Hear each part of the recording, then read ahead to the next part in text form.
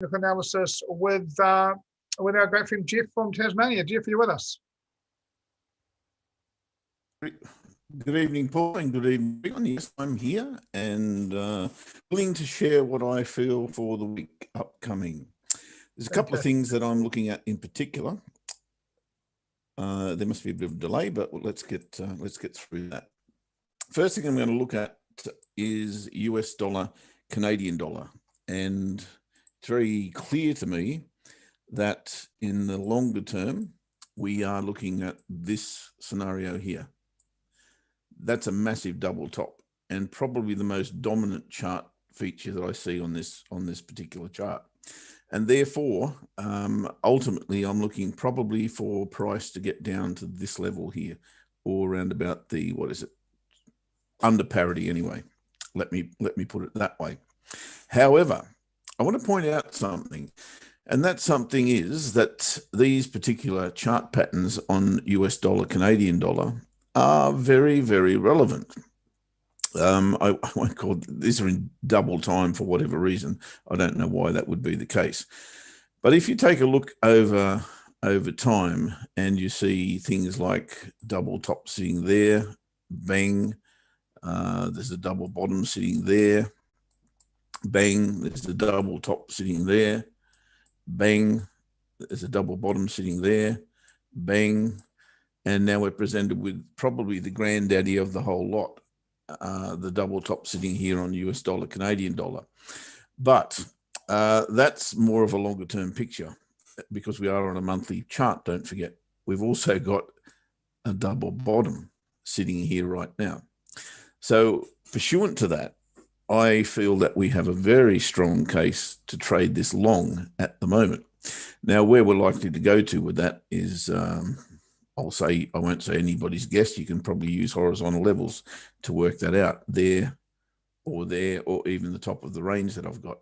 But I'm more than willing to take on board a long position at the moment based on the bottom of that range and that double bottom that we've seen.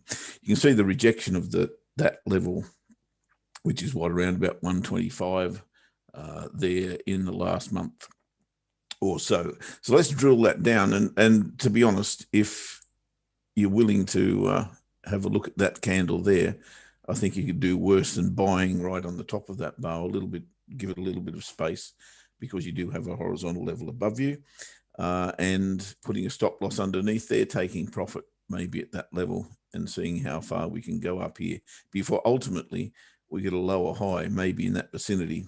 And then I think we can just smash that and trade it short at some stage. We are, of course, seeing a rally in the US dollar at the moment and a breakout in the last couple of weeks. I think that's very strong.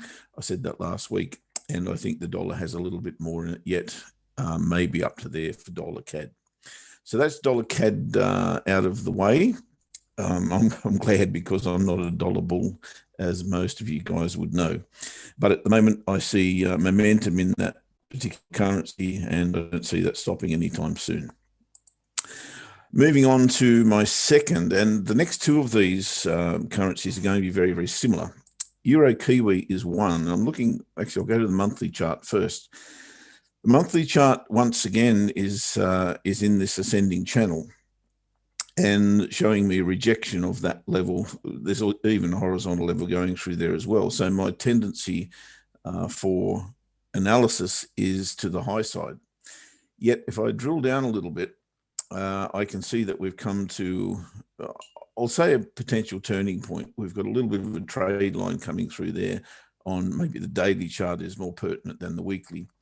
And that's very clear to me that we've had a breakout, and we spoke about these two bars here, again, going back to the weekly chart. That's probably why I was on it.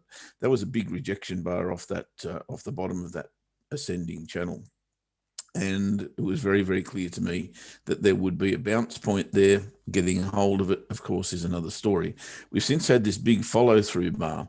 And I want to compare this with Euro Aussie in a minute, because Euro Kiwi has absolutely smashed through it in the last week with that big bar there. When I say smashed through it, I mean the top of this range here, which was in evidence with these two bars here. We got the higher low and away it went. We were watching this very, very closely. in our Trading Buddy show. However, at the moment, what we don't have is any sort of retracement back to that breakout level, and you can see a what do you call these things? A resistance trade line. You can see that very, very clearly there has been broken, yet we've come back underneath it. This is an absolute classic potential scenario here, in that we've had a breakout, we've had 2 bars of consolidation, we've come back underneath the trade line, and I'll be very, very keen on Monday and Tuesday, well, Monday and Tuesday, yes, if I get a retest of that trade line with a bullish decisive bar, in particular if it came back to a level such as there, even engulfing that bar would be fine. I'd be looking to trade that short underneath that bar. I would be thinking that's a short-term play, however, and once again, if I go to my pen, I'll be thinking this level here. Resistance here, support here. I think that's an excellent place to find a long. Again, with a higher low, based on these 2 bars, higher low, sorry, higher high, higher low, higher high, higher low. I think this is in a great position to reverse. I've got no idea why the Kiwi is as weak as it is at the moment, but it has shown those signs, and I'll be more than willing to take that long, maybe up to this level here, maybe even beyond up to this level here, around about the 1.79 mark. So I see that as a potential upcoming trade, but looking at tomorrow and Tuesday, I think if we do get that bullish bar there, I think there's a short on. If you get the right entry in a nice little, let's say 30, 40 pip bar, you could make something out of that, then look for the long at that point.